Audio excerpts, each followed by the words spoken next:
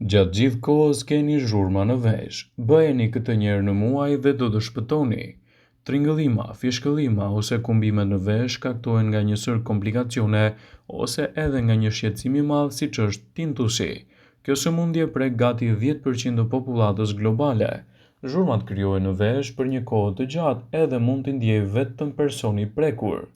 Ekspozimi ndaj zhurmës është i vazhdueshëm dhe shkakton ankth, nervozizëm, probleme serioze me gjumin, madje edhe depresion të thellë te disa persona.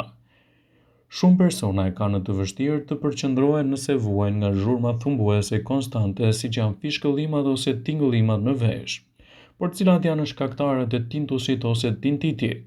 Para se të fillojmë, bëni një like videos dhe ju lutem klikoni subscribe. Do të na ndihmonit shumë. Mjekët janë ende të paqartë mbi shkaktarët e saktë të tintusit. Megjithatë, ata kanë identifikuar ekspozimin e tepërt ndaj zhurmave si një prej shkallëve më të zakonshme të rritjes së këtij problemi. Sipas tyre, ekspozimi ndaj zhurmave të vazhdueshme gjatë punës, dëgjimi i muzikës me volum të lartë me kufje janë të dëmshme për dëgjimin dhe shëndetin e veshëve. Por cilat janë shkaktarët më pak të njohur të tintusit? Sipas ekspertëve, dylli i veshit është shkaku kryesor pse mund të përjetoni këtë shqetësim. Akumulimi i dyllit në vesh është një shkaktar i mundshëm i zhurmave të veshit.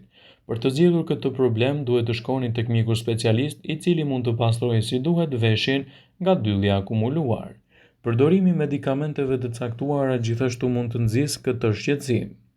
Dozat e larta të aspirinës, disa antibiotikë dhe ilaçet kundër depresionit mund të shkaktojnë zhurma të theksuara në dëgjimin tuaj. Ekspertët thonë se edhe ndjekja e terapive të ndryshme mund të ndikojë negativisht tek dëgjimi juaj. Nëse vuani nga zhurma në vesh, konsultohuni me një mjek për të përcaktuar nëse medikamentet që jeni duke marrë janë në fajtor të situatës suaj ose jo. Gjithashtu një tjetër arsye pse mund të keni zhurma të veshit janë edhe problemet me shëndetin dentar. Tringëllimat në vesh mund të lidhen edhe me ndonjë problem të mundshëm siç janë ato të dhëmbëve ose edhe të nofullës. Nëse tringëllima është shfaqur pas një ndërhyrje dentare, atëherë duhet të konsultoheni menjëherë me një dentist. Lëndimet në kokë gjithashtu mund të jenë një arsye pse po zhvillohen këto shqetësime dhe kur duhet të adresoni atë tek mjeku juaj.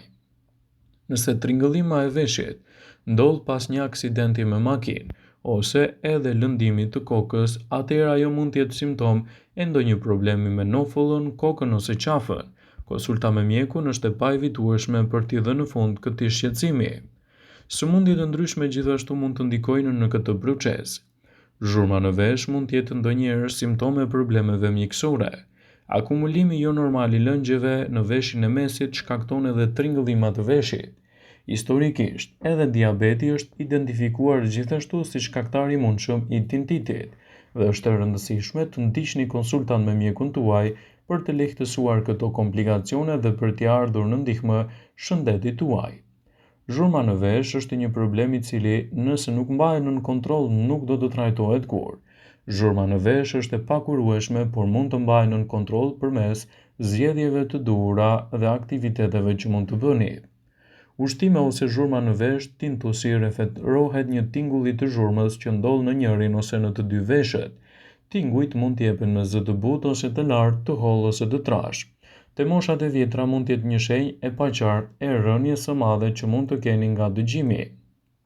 Zhurmat e veshit më së shpeshti vijnë nga dëmtimi mikroskopik në mbaresat e nervit të dëgjimit në veshin e brendshëm. Lëndimet në këto mbaresa shkaktojnë edhe humbjen e dëgjimit. Ekspozimi ndaj zhurmave me zë të lartë dhe barnave me efekte anësore mund të jetë arsyeja. Si barnat antiinflamatore, antibiotike, sedative dhe barnat kundër depresionit mund të shkaktojnë tintus, citon studimi. Simptomat e zhurmave të veshit lidhen ngushtë me sëmundjet menjere që shkaktohen nga shtimi i presionit që mund të jetë pasojë e çrregullimeve të shëndetit vaskular, të cilët rrisin depërtueshmërinë në enët e gjakut. Sëmundja karakterizohet me shumë si duhet si marramendje, zhurma të veshit që paksojnë dëgjimin e tipit perceptiv. Diagnoza duhet të vlerësohet dhe të jepet gjithmonë nga mjeku. Mjeku juaj mund të bëjë diagnozën e gjendjeve të zhurmave të veshit ose tintusit duke bërë një ekzaminim fizik. duke u bazuar në historinë e detajuar mjekësore. Testet të tjera siç janë për shembull testi i dëgjimit, skaneri i trupit, MRI ose CT, mund të kërkohet për të konfirmuar gjendjen tuaj shëndetësore. Testi spinal gjithashtu mund të jetë i nevojshëm për të vlerësuar presionin e lëngjeve në kafkë dhe në palcën kurrizore, dhe kjo duhet të jepet gjithmonë në mbikëqyrjen e një eksperti.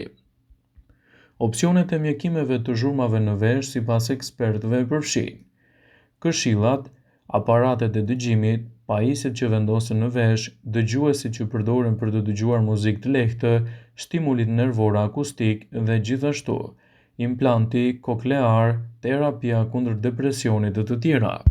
Por, për të ndjekur trajtimin e dur, si fillim duhet të parandaloni shqetësimet. Disa këshilla parandaluese për të zvogëluar ose paksuar zhurmat e veshit janë: shmangni ekspozimin ndaj tingujve ose zhurmave me zë të lartë. Presioni i lartë i gjakut duhet të kontrollohet rregullisht dhe të mbahet gjithmonë nën kontroll. Preferohet përdorimi sa më i pakët i kripës në ushqime, sepse mund të dëmtojë qarkullimin e gjakut. Gjithashtu, paksimi i përdorimit të kafeinës, çajit ose pijeve të tjera me kafeinë është hapi më i mirë. Ushtrimet rutinore për të përmirësuar qarkullimin e gjakut mund të jenë lehtësi. Shmangni lodhjen, pushoni sa më shumë. Shmangni gjithashtu shqetësimet që lidhen me zhurmat në vesh. Një arsye pse mund të keni edhe zhurma të veshit është edhe marramendja. Marramendje do të thotë një ndjesi e mosbalancimit.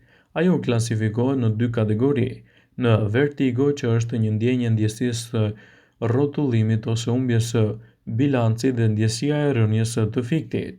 Marramendja shpesh shkaktohet nga furnizimi i ulët i trurit me gjak, që mund të jetë për shkak të presionit të ulët të gjakut ose edhe dehidratimit, që mund të shkaktohet nga diarrea, ethet dhe problemet e të vjellave. Të moshuarit mund të përjetojnë në një ndjesi rënie të fiktit, kur ato mund të kenë edhe ngritje të papritura të sheqerit në gjak. Ndjesia e rënies së të fiktit gjithashtu mund të lidhet me gjendjen tuaj shëndetësore dhe gjithashtu të ndikojë në çështjen e zhurmave të veshit. Por cilat janë shkaqet më të zakonshme të marramendjes, të cilat mund të nxisin edhe këtë shqetësim? Mund të ketë për shkak të problemeve meniere, problemeve adekuate të shëndetit, dhe gjithashtu duhet të ndiqni trajtimet e duhura gjithmonë në mbikëqyrjen e një eksperti, për t'i ardhur në ndihmë shëndetit tuaj. Për të evituar komplikacionet e zhurmave të veshit, duhet të bëni si fillim konsultat e duhura me specialistin. Kjo është mënyra më e mirë parandaluese. Të paktën një herë në muaj duhet të ndiqni veten tuaj me hapat e duhur të konsultave nëse gjendja juaj është kritike. Është e vetmja mënyrë që mund t'i bëni ballë këtij shqetësimi duke mbajtur nën kontroll dhe duke evituar kështu rëndesat e mëdha që mund të keni edhe gjatë ditës së përditshme. Mund të ndiqni terapi të lehta në kushte shtëpie, të cilat mund t'ju ndihmojnë në lehtësimin e tij. Por gjithmonë, duke u konsultuar me specialistin, gjendja juaj do të jetë më e lehtë të mbahet nën kontroll dhe të evitoni gjithashtu kundërindikacionet. Ju mund të ndiqni gjithashtu edhe përdorimin e hudhrës. Hudhra mund të jetë një lehtësues shumë i mirë i gjendjes suaj, gjithmonë nëse doni që ta bëni atë edhe më të lehtë. Hudhra përmban alitsin, e cila ka përbërës të cilët kanë veti antiseptike dhe antiinflamatore, të cilat absorbohen menjëherë nga qelizat e brendshme të timpanit të veshit dhe gjithashtu lehtësojnë komplikacionet e tyre. Vendosja e një thelbi hudhër në situatat tuaja të më të rënda mund të lehtësojnë në komplikacione dhe të sjellin gjithashtu lehtësimin e duhur. Ndjekja e trajtimeve në kushte shtëpie lehtësuese dhe gjendja juaj e relaksit mund të jetë një ndihmë shumë e mirë për shëndetin tuaj të veshit. Sigurohuni të merrni trajtimet e duhura që mjeku juaj konsulton dhe jep, për të evituar kështu komplikacionet që rëndojnë në shëndetin e dëgjimit. Vëmendje. Është e rëndësishme që të bëni konsultat e duhura me mjekun tuaj, të mos neglizhoni shkaqet dhe gjithashtu të përpiqeni të bëni një jetë sa më aktive dhe të evitoni edhe rëndesat, sidomos nga situata të cilat shkaktojnë edhe shumë probleme me dëgjimin. Vëmendje. Ju bëj me dije se informacionet në këtë video kanë për qëllim që të plotësojnë, të mos zëvendësojnë këshillat e mjekut tuaj ose të ofruesit të kujdesit tuaj shëndetësor.